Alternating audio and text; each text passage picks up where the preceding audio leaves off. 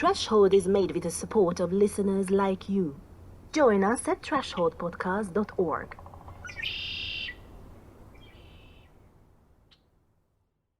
Hey Threshold, it's Joe LaVisca. I am up Beaver Creek in Montana on a little ski trip with a few friends. This experience is what I would be really sad to lose because of climate change. Welcome to Threshold. I'm Amy Martin. As we were putting this season together, we asked you, our listeners, to think out loud with us about loss and climate change.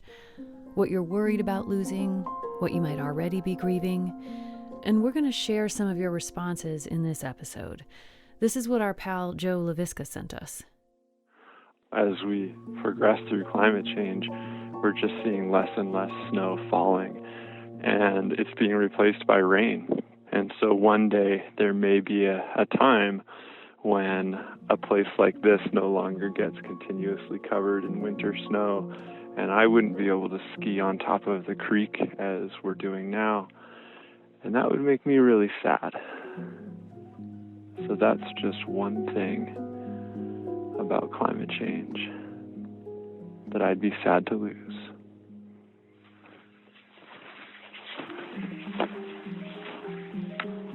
This season of Threshold is about the small window of time we have left before we hit 1.5 degrees Celsius of warming over pre-industrial levels.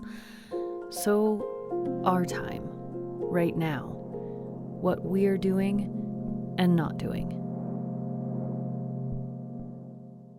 After spending 3 episodes getting oriented to this problem, figuring out where the 1.5 number came from and what the atmosphere actually is, I'm eager to start investigating how we can get ourselves out of this mess, what we should do first, and how to do it.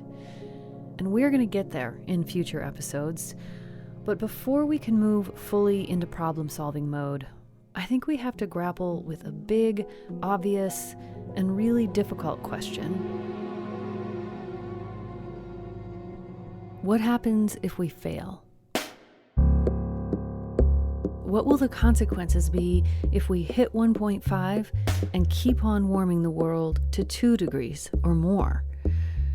We have to ask this because that's what we're on track for now. 2.7 degrees Celsius over pre-industrial levels by the end of this century. That amount of warming in that amount of time would be a catastrophe. But what kind of catastrophe exactly? What kind of future are we heading into if we don't act decisively on climate in the next few years? These are not fun questions, I know. They make me anxious and angry and sad.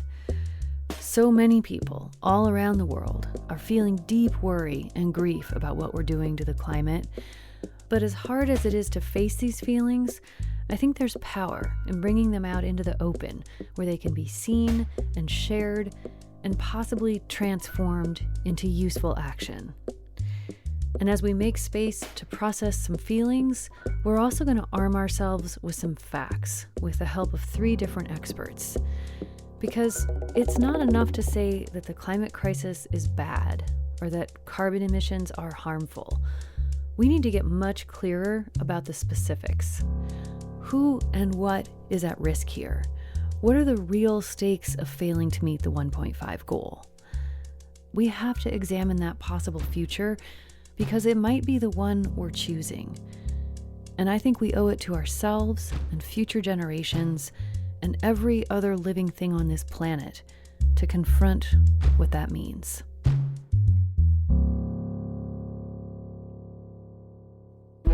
I don't want to live in a society in which the climate crisis is solved, but injustices are permanent. Most people who are really affected by climate change don't have the resources to migrate.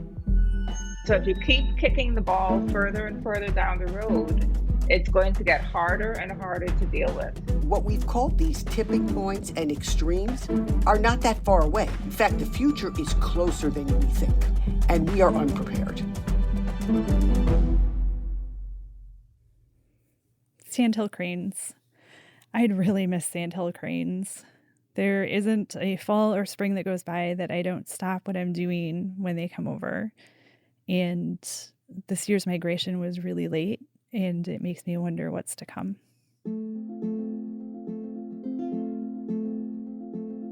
The first thing that pops into my head, I think, are seasons, like distinct seasons, and specifically spring, which really seems to be vanishing. And if spring disappeared entirely, obviously that would have huge ramifications for what that would mean for plants and animals and us and our earth.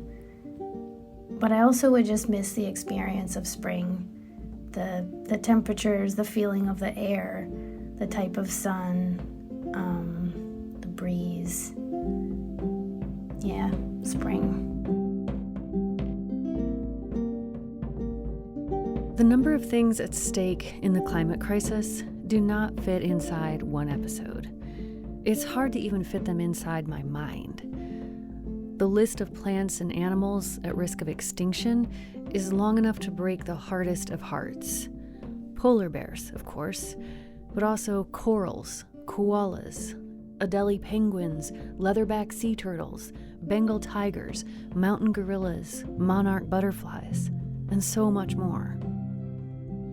Tadpoles, there used to be so many, and now are very few. So I grieve the loss of tadpoles and of nature, but in the grieving, which is a form of love, there's also energy and connection with other living beings in order for us to be aware of what we don't want to lose.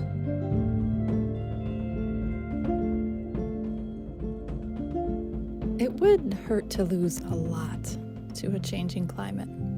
But the thing I immediately think of is the rich and beautiful boreal forest that surrounds my home. There's nothing quite like the clean smell of conifers throughout the different seasons, the softness of the trails covered by fallen pine needles. It's the forest of fairy tales. I spend hours in it year-round. It's already suffering massive impacts from the changing climate, and this far south, it simply will not be able to survive. And it will be heartbreaking to bear witness to its loss.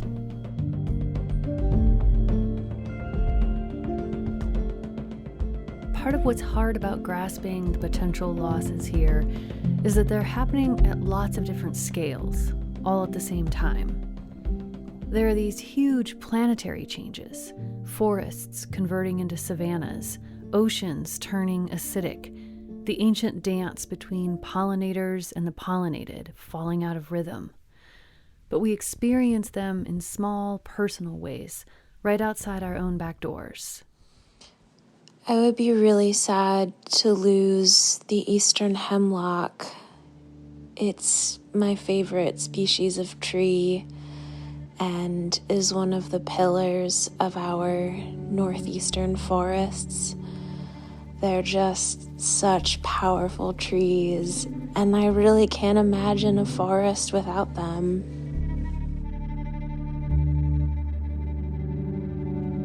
Each of us is holding a small shard of the mirror that shows us what we're losing.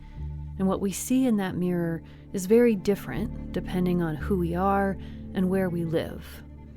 But no matter what our individual contexts are, humans all over the planet share basic needs for water, food, and security. And the more we knock the climate out of kilter, the more we undermine our capacity to meet those needs and live together in relative harmony. That's what we're going to focus on here, what climate chaos could do to our human societies. You don't have to have 100% certainty that X is going to happen at Y time to know that it's a threat. Sherry Goodman works in the growing field of climate security, the many ways that the climate crisis makes the world more dangerous for people. She's based in the U.S., and she's been working at the intersection of environment and security for decades.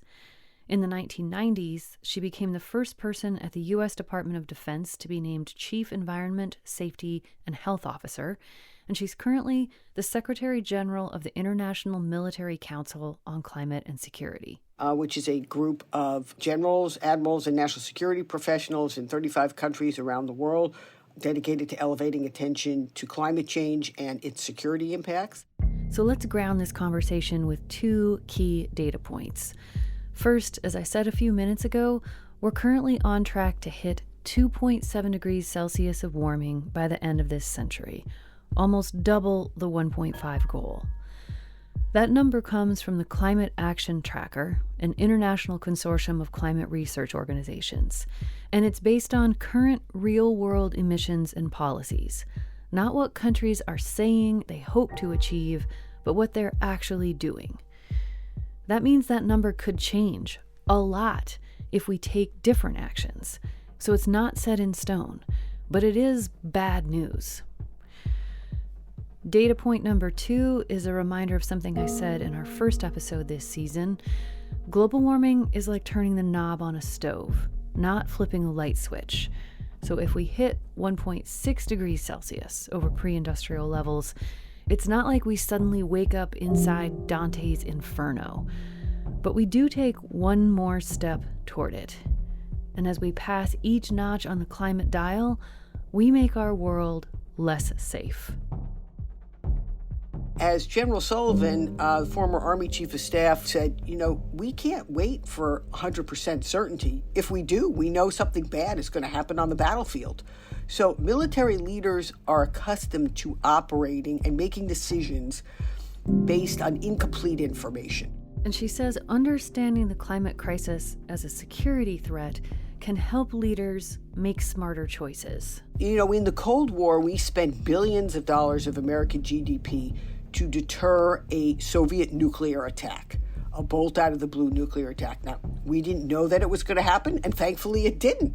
But, we were willing to invest much of America's treasure, both in money and people, to defend and deter against that threat because we conceived it as a low probability but very high consequence threat. Low probability but high consequence. In the climate era, now we have a threat that is arguably high probability and high consequence now. And that's why you see today militaries around the world investing heavily in climate resilience and adaptation and also in mitigation. That is such a fascinating frame for this, and I'm curious, as someone who has kind of been there throughout that evolution, was it hard work at first to get military leaders to take your work or your concerns seriously on this front, or did you find that to be a pretty easy conversation to have of like climate change is a national security thing and we need to be looking at it through that lens? Oh no, it was definitely hard work. It was definitely hard work. Climate change was not the wolf closest to the sled. That's a commonly used turn of phrase. Well, I have so many problems I have to worry about. The ones I'm going to really focus on is what's in my inbox today and maybe for the next year or so. That's the wolf closest to the sled. But Sherry was persistent. She was convinced that military leaders needed to start thinking about the implications of climate change. And slowly, they began to agree. So there was some skepticism that, if environmentalists care about it, then people who don't identify as tree huggers can't. And we were very clear, and in fact, many of our generals and admirals said, I'm not a tree hugger, and I'm not doing this for that reason. I'm doing it because I believe in evidence, and I'm relying on the evidence. And now increasingly we know that climate change is that wolf closest to the sled. In fact, it's right on the sled right now when we see the devastating effects of extreme weather events around the world occurring virtually every day. Extreme weather events are getting a lot of attention for a lot of good reasons. Let's look at the year 2021 alone. There were deadly cyclones in Fiji, Indonesia, and East Timor, massive dust storms in China. At the end of June, the most extreme heat wave ever recorded hit the northwestern US and western Canada, temperatures reached 49.6 degrees Celsius, or 121 degrees Fahrenheit, shattering records and killing hundreds of people. That led into the warmest month ever recorded on our planet, and soon fires were raging in Siberia, the western United States, Greece, Italy, and Turkey. Flooding in Europe and China killed hundreds of people and caused billions of dollars of damage. And the year ended with a deadly typhoon in the Philippines and a posse of tornadoes that ripped across the southern and central United States. This isn't even a comprehensive tally, and we're at 1.2 degrees of warming. What you realize is that what we've called these tipping points and extremes are not that far away. In fact, the future, I would say, the future is closer than we think. It's much closer than we think, and we are unprepared.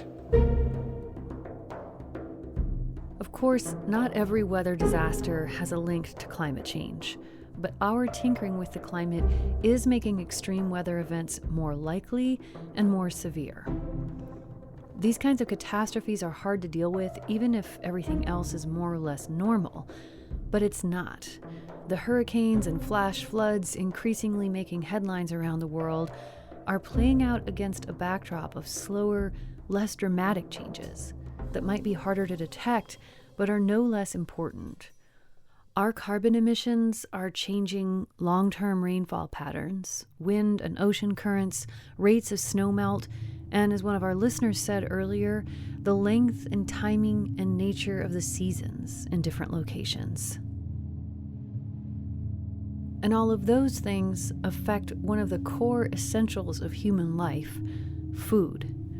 With each additional degree of warming, we make it harder for ourselves to produce enough food.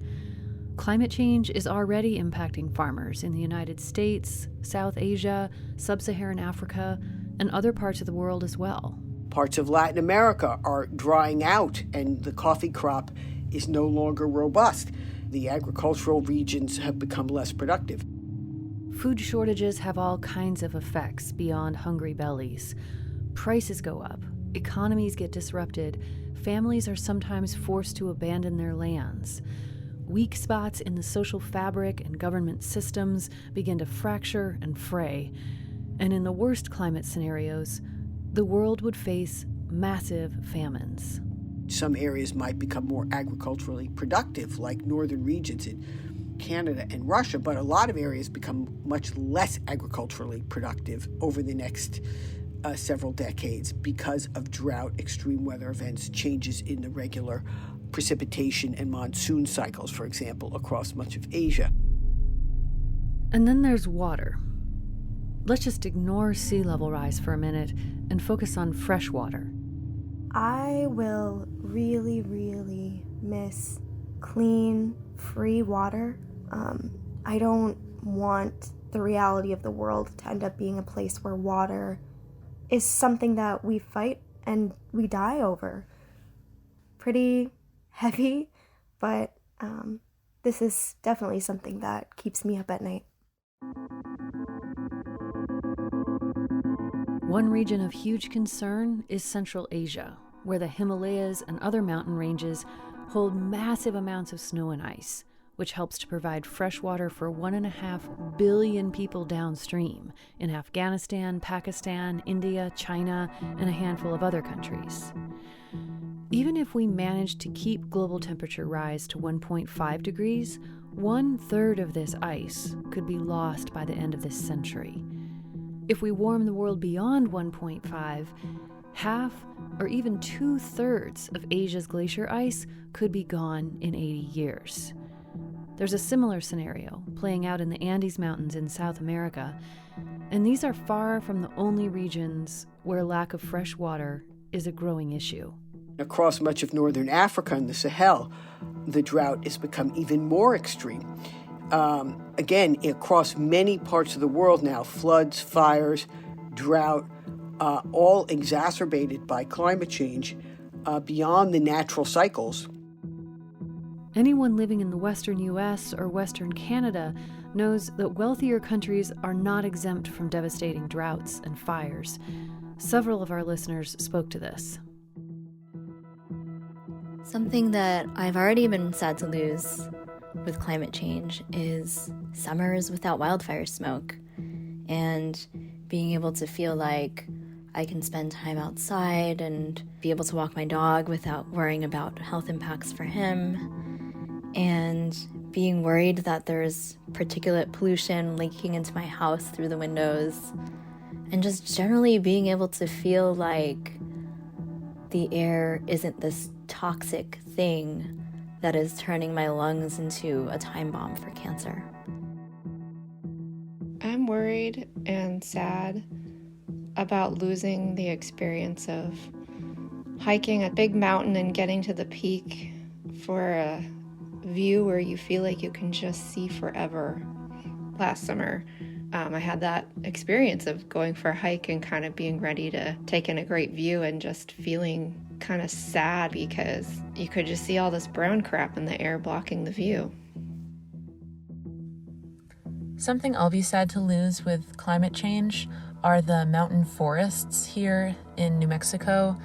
These are places where wildflowers bloom in mountain meadows in the summer, and where the peaks are covered in snow in the winter.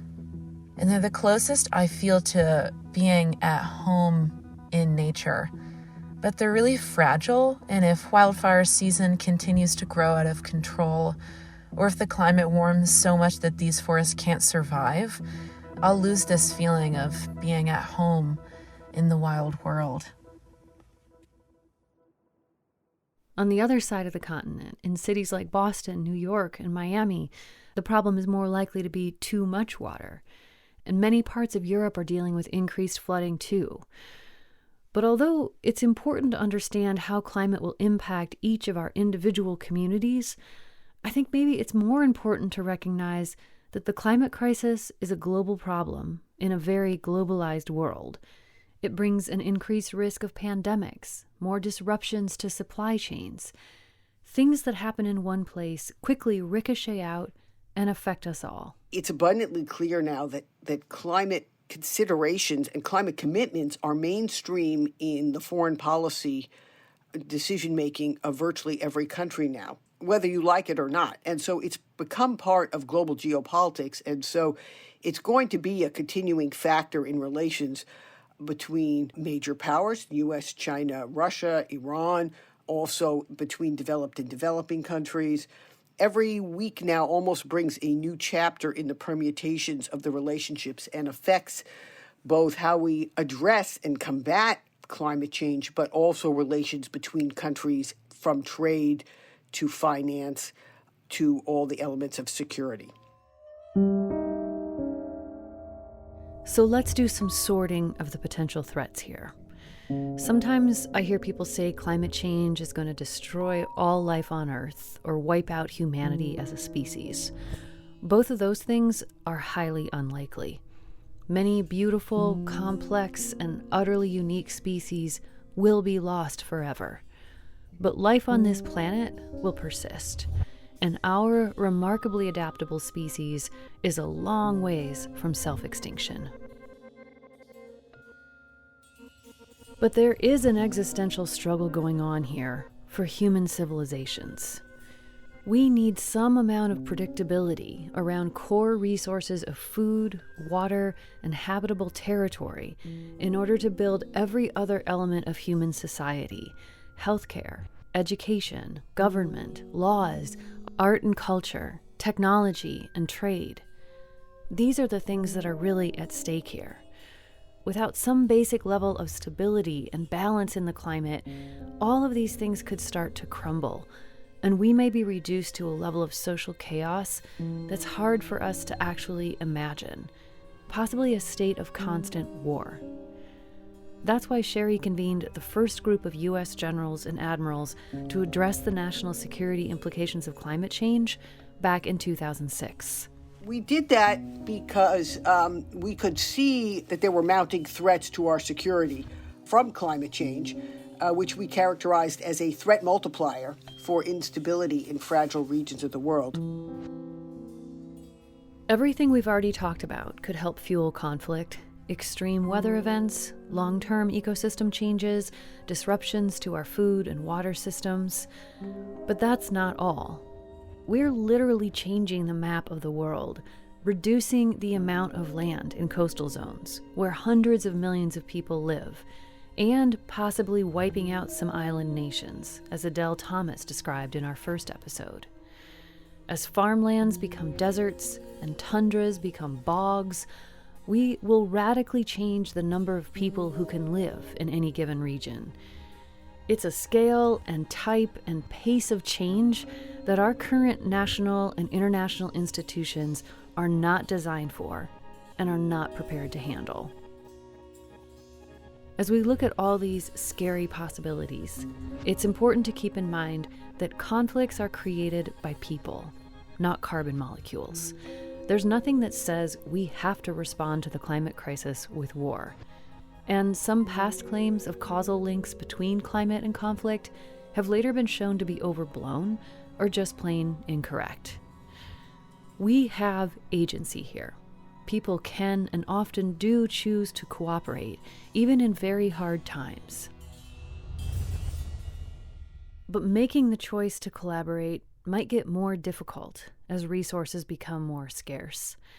An overheated climate adds a lot of new stresses to our societies, and stress tends to bring out the worst in us. None of these issues exist, in their own silos. There's a convergence now of climate and national security. And that's what I often talk about. The climate effects converge on the other security risks we face around the world. The elephant in the room here is inequality. Although climate change poses big risks to people everywhere, wealth buys some degree of protection. And one of the cruel ironies is that nations like the United States, the United Kingdom, and Germany have more wealth and protection in large part because of the activities that cause climate change. They industrialized early and became wealthy through the burning of fossil fuels at mass scale. Meanwhile, hundreds of millions of people in less developed countries who did almost nothing to create this problem live in extreme poverty with no safety net, no parachute cord to pull when climate disaster strikes. This is an increasing source of tension on the international stage. I saw it firsthand at the UN climate talks in Glasgow, Scotland. I wanted to get Sherry's take on this. I heard person after person, not just protesters, but people inside the Blue Zone in Glasgow talking about inequality as a huge driving factor of, what this problem is based on and why we're having a hard time solving it. How do you think about that in a security context? Well, in a security context, the goal is always peace and stability. So if you think the objective is peace and stability, then persistent, prolonged, and massive inequality is disruptive to peace and stability.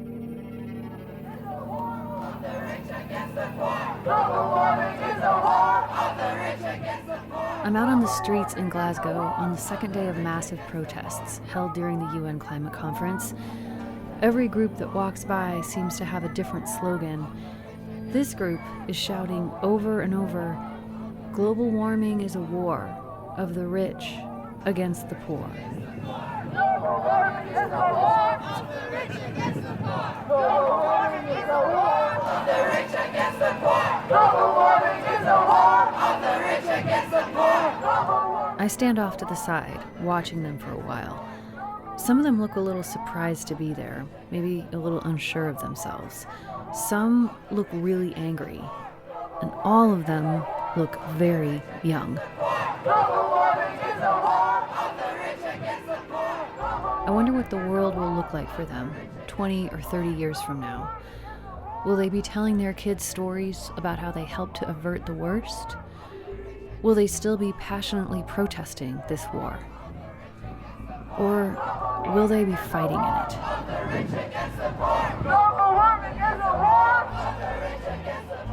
I don't know what our planet is going to be like in a few decades.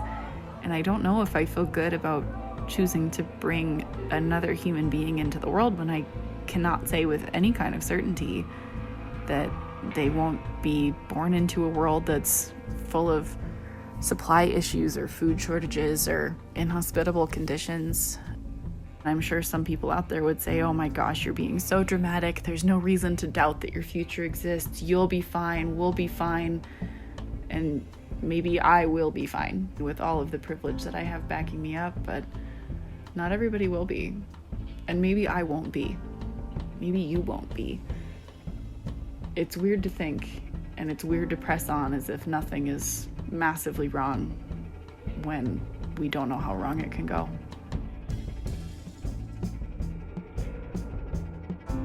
We'll have more after this short break.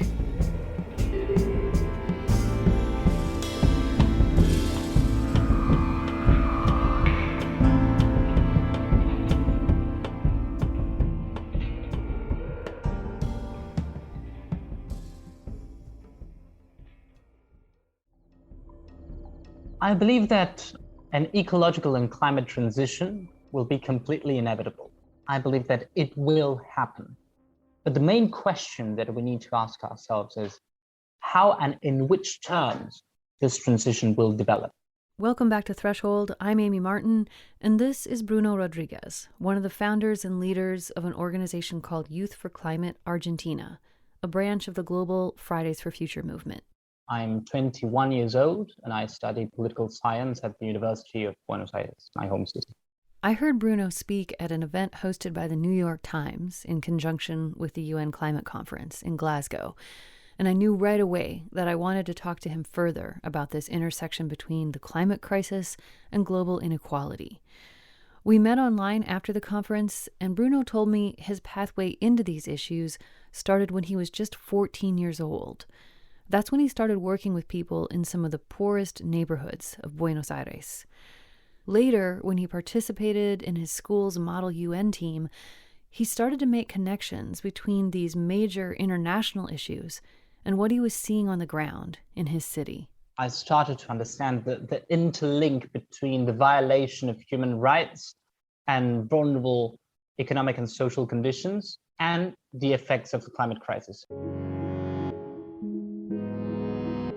In previous episodes, we've talked about how the climate crisis isn't being caused equally and how its impacts aren't landing equally either. That is already happening. But if we fail to limit temperature rise to 1.5 degrees, it's almost certain that the gap between the haves and have-nots will grow exponentially. And there's another layer here. Even the actions we take to solve climate change could make inequality worse if we're not careful. For example, let's change all the fleet of cars which are sustained by fossil fuels to electric cars. Okay, but how are you going to do that? Are you going to exploit the territories which have the most important natural resource to develop that process, which is the lithium triangle, Bolivia, Chile, and Argentina?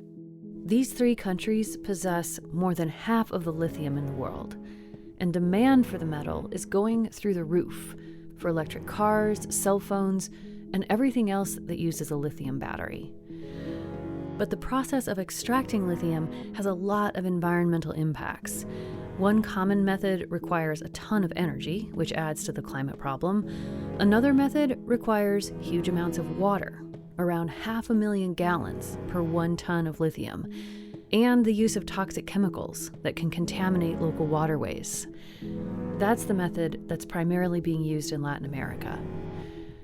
And even if the environmental impacts could be minimized, there's the question of who benefits from mining and selling the lithium. Because right now, foreign companies are doing the bulk of it in Bolivia and Argentina, and local communities are dealing with water shortages and other problems while receiving few, if any, benefits. And you're going to leave absolutely nothing to those communities in order to finance your energy transition process in the US and the European Union?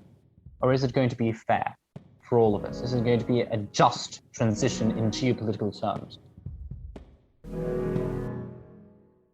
Bruno is by no means saying that we shouldn't do everything we can to transform our economy away from fossil fuels.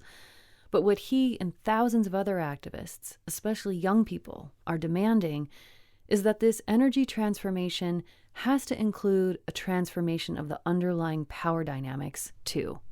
It's a circular fight which interacts with social issues, economic issues, human rights issues, environmental issues as well. Simply put, he's saying fairness matters in the climate crisis. And I'd like to think that fairness matters because fairness matters. Full stop. Countries and companies should put human rights front and center in their responses to the climate crisis because it's the right thing to do. But if that's not enough to convince everyone, there's also a very pragmatic reason. If this transition isn't fair, it won't work. People will rebel against it.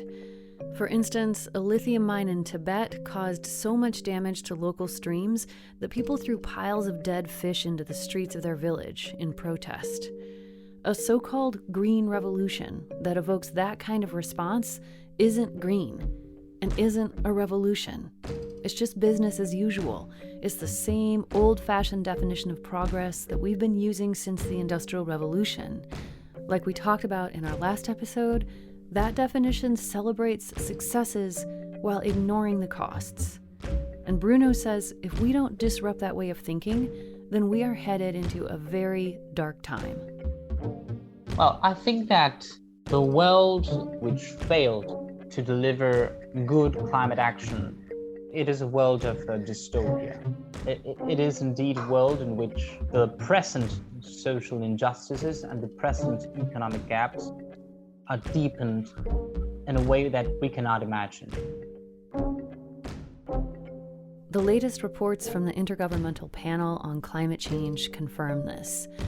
All the impacts we've already touched on, sea level rise, heat waves, the location and amount of land in which it's possible to produce food, fresh water availability, all of these things could make the lives of the poorest people on the planet much worse and drive hundreds of millions of additional people into poverty. And it will be also a crisis in which we are going to have, for example, new mass levels of refugees, which will create like a sub-crisis in the climate crisis. It will be the crisis of the climate refugees. And imagine what that would be in a world in which water is extremely compromised by the consequences of the climate crisis. So personally, and I think of this very deeply, I think that if we do not engage with solutions which are based on this international diagnosis of extreme geopolitical asymmetries between the global north and the south, even though we have a transition waging on from now to the future, it will be impossible for us to live in a fair society. And I don't want to live in a society in which the climate crisis is solved, but the injustices are permanent. So I think that is the main and the key problem that we need to look at. So I just have to take a minute in all of this heaviness to notice something pretty remarkable about the youth climate movements happening all around the world. They refuse to leave anyone out. They're just done with the whole mentality of sacrifice zones and expendable, erasable people.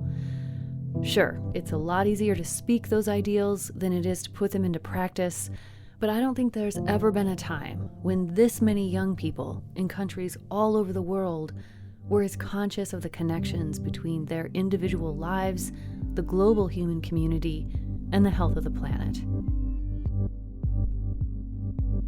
Bruno and I actually spent most of our conversation talking about how to build a positive vision for the future, not contemplating dystopias.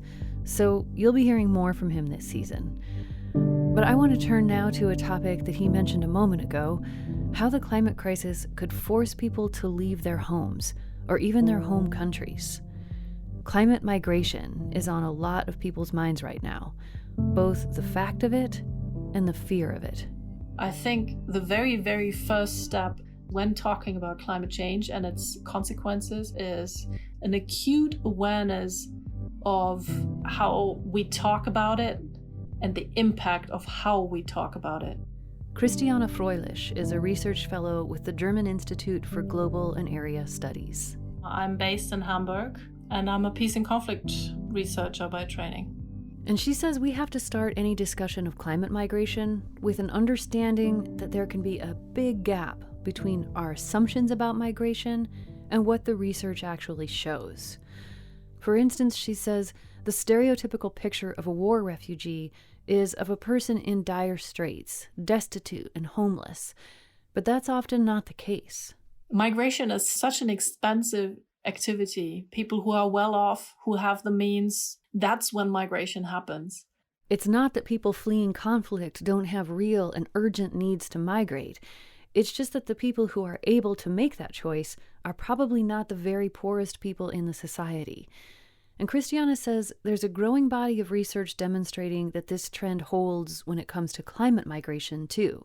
Most people who are really affected by climate change don't have the resources to migrate. They are actually immobile. They have to stay where they are. And they are much more affected by climate change. And there's a much stronger necessity, actually, for them to leave than for the ones who are leaving. So this focus on mobility is really giving us a blind spot, in a sense, because we lose sight of all the people who should actually move, because life has become so difficult due to climate change and its effects, but they cannot move. Christiana says these misunderstandings about migration and migrants are often born out of very fear-based narratives that people in developed countries in the global north sometimes have toward people from the global south. It's like they only need this one other thing that will drive them over the edge. I mean, the they alone is so horrible, but that will drive them over the edge, and then everything will implode and everybody will be coming here. To be frank, I mean, that's often the picture that is being drawn, isn't it? In reality, she says, most forced migrations happen within countries. It's really the smallest part of people who are being displaced are moving towards the global north. So the data really doesn't give us any basis for this fear-mongering. But of course, that doesn't stop authoritarian leaders around the world from using the picture of hordes of migrants invading the north to whip up anti-immigrant sentiment and further their own agendas. And this may actually be one of the most worrisome aspects of climate migration, how just the thought of it makes people afraid, and how that fear can be manipulated. I'm not trying to say we don't have to do anything against climate change. On the contrary, what I'm trying to say, I think, is if we work on climate change, especially as academics, but basically in any capacity, we need to think about how new findings can be instrumentalized for different political goals that have nothing to do with climate change, that have everything to do with winning the next election and wanting to segregate or separate different parts of the society, etc. But dictators and xenophobes aren't the only people who sometimes get migration stories wrong, Christiana says. As one example, she cites the controversy about the causes of the Syrian civil war, which began in March of 2011. A few years after the conflict started, a study was published in the Proceedings of the National Academy of Sciences, a major U.S. journal, which claimed that the extreme drought in the region in the previous decade was one of the causes of that war. But although the study said that the drought contributed to the conflict, the story soon got reduced down to the war in Syria was caused by climate change. This idea was picking up speed, and it was being picked up by all sorts of really high-level politicians in the EU and the United States.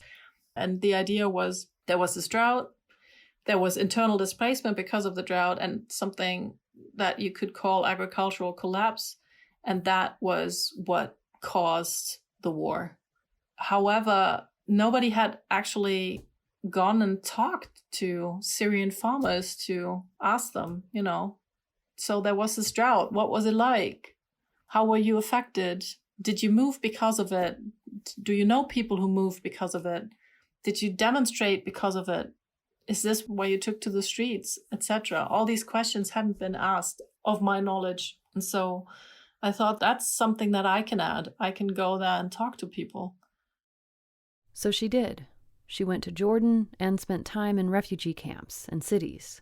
And just, approached people on the street and asked them whether they were active in agriculture in Syria before they came there and whether they were willing to talk to me about the drought. And what did you find when you talked to them? Well, many things, but mainly what I found was that, yes, there was a drought and it affected mainly the northeast of the country. And yes, there was internal migration.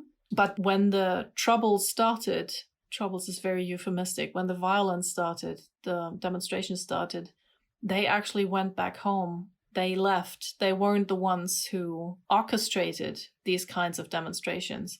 Christiana says getting that story wrong has a lot of consequences. For one thing, it shifts the focus away from the real culprit. In this case, that's the regime of Bashar al-Assad. The walls had ears. Everybody knew this. This is the single most often cited idiom that I've heard in the interviews that I did. We are talking about highly authoritarian, very repressive state, even before the violence broke out. Christiana's findings were backed up by the work of other researchers, too. We have links to more information about the causes of the war in Syria on our website if you're interested in learning more. But I want to zoom out from the debate about the role of climate in this particular conflict and think about what it has to teach us more generally. Why did that narrative take hold, and why has it been so important to you to try to get out the message that that actually wasn't how it played out?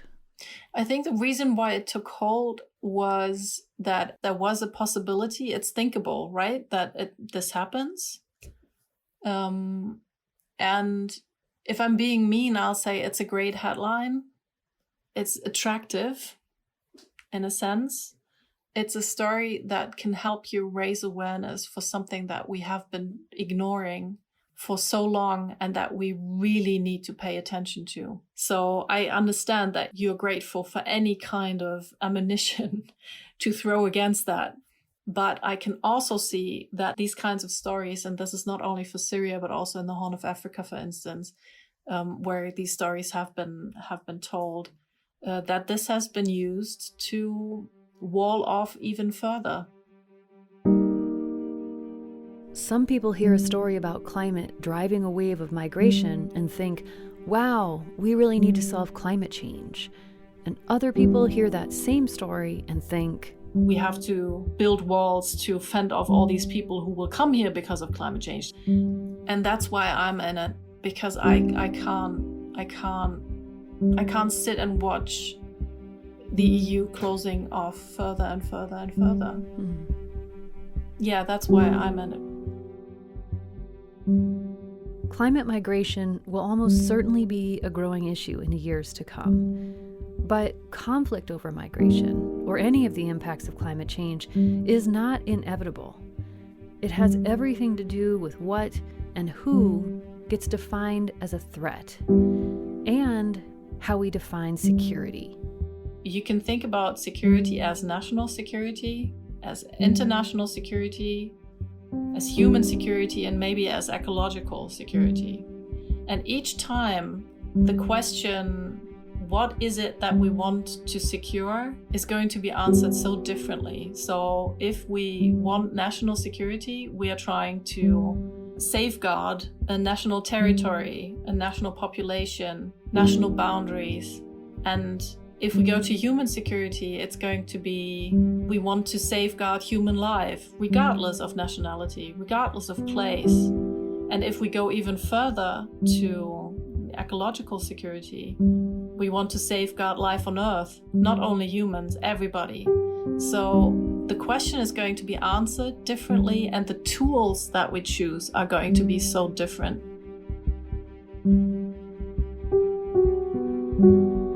I think this might be one of the central lessons of the climate crisis. There's no such thing as personal security or national security without ecological security. No amount of weaponry will make us safe if we just sit back and let the climate fever rise. Although wealth and power might delay the pain for a little while, ultimately, we all suffer if we don't work together to protect our shared home. So, last question. If there's one thing that you could change about the discourse around climate and migration, like if you could snap your fingers and tomorrow something shifts, what would it be? If I could switch the power of the global north to the global south, even just for a little while, I think it would change so much. Then we could really start to work against climate change together as the global challenge that it is. If it was possible to switch these positions, yeah, I think it would be awesome.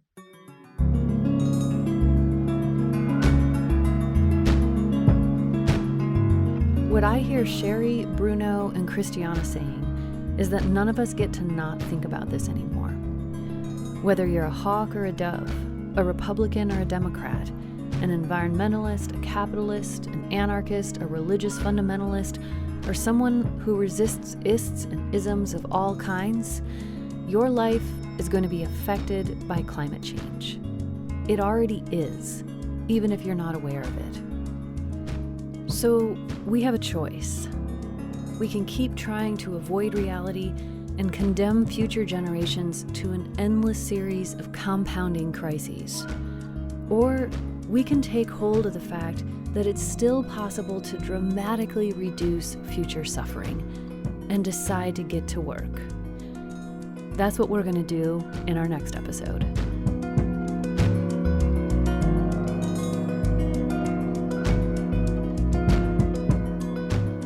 Hi, I'm Sadesh from London, England. Reporting for this season, The Threshold was funded by the Park Foundation, the High Stakes Foundation, the Pleiades Foundation, Newsmatch, the Llewellyn Foundation, Montana Public Radio, and listeners. This work depends on people who believe in it and choose to support it. People like you. Join our community at thresholdpodcast.org. This episode of Threshold was produced and reported by me, Amy Martin, with help from Nick Mott and Erica Janik. The beautiful music we're bringing you this season was composed by the one and only Todd Sikafus. The rest of the Threshold team is Casey Simpson, Deneen Weisky, Eva Kalea, Sam Moore, Shalal Lawal, and Talia Farnsworth. Our intern is Emery Vayu. Thanks to Sarah Sneath, Sally Deng, Maggie Contreras, Hannah Carey, Dan Carreno, Luca Borghese, Julia Berry, Kara Cromwell, Katie DeFusco, Caroline Kurtz, and Gabby Piamonte. Special thanks to Judith Holosh. Big additional special thanks to all of the listeners who responded to our call for reflections around climate grief.